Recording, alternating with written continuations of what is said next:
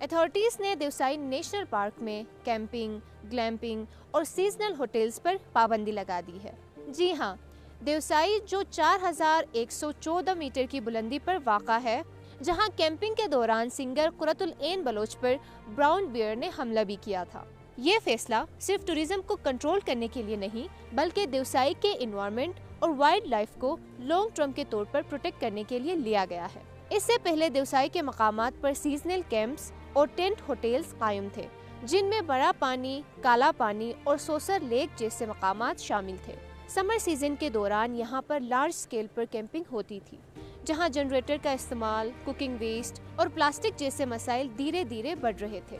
Officials کے مطابق یہ ان ریگولیٹڈ ٹورزم دیوسائی کے گراس لینڈز کو نقصان پہنچا رہا تھا اور وائلڈ لائف کی نیچرل ہیبیٹیٹ اور انوائرمنٹ ڈسٹرب ہو رہی تھی۔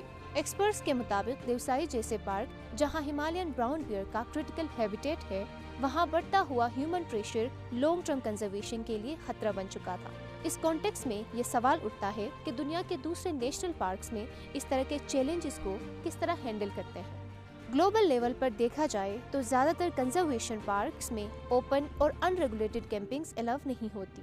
مثال کے طور پر امریکہ کے یلو سٹون نیشنل پارک میں کیمپنگ صرف ڈیزگنیٹڈ اور کیمپ سائٹس پر پرمٹس کے ساتھ ہی الاؤ ہوتی ہے۔ یورپ کے اکثر نیشنل پارکس میں وائلڈ کیمپنگ پر مکمل پابندی ہوتی ہے۔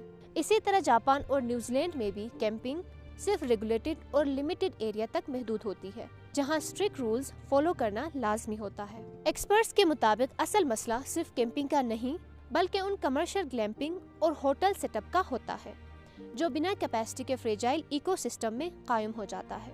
ایفیکٹو کنزرویشن ماڈلز وہی ہوتے ہیں جہاں limited access, fix camp sites, waste management system, generators پر پابندی اور لیو نو ٹریس جیسے پالیسیز سختی سے امپلیمنٹ کی جاتی ہیں۔ دیوسائی نیشنل پارک میں کیمپنگ اور گلیمپنگ پر پابندی کو اسی تناظر کے ساتھ دیکھا جا رہا ہے۔